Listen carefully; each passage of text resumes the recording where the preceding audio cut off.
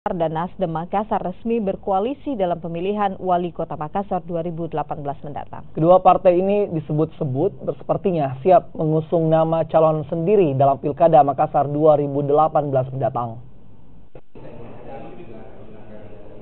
Meski belum menentukan sikap untuk mengusung nama dalam Pilkada Makassar mendatang, namun Partai Golkar dan Nasdem membuat langkah baru.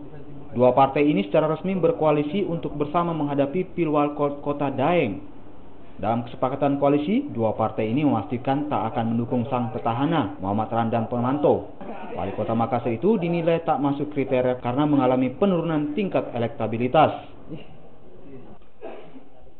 Ya, itulah sebabnya kenapa Golkar dan Nasdem ya siap-siap untuk menghadirkan pemimpin baru ya yang bisa mengambil alih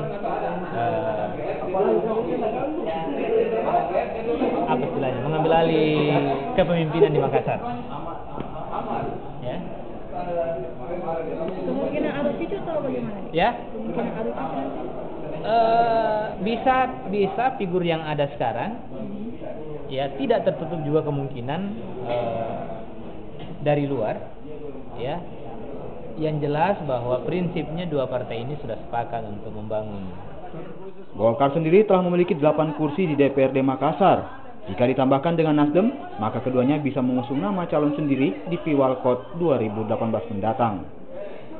Nia Rustam, Kompas TV Makassar.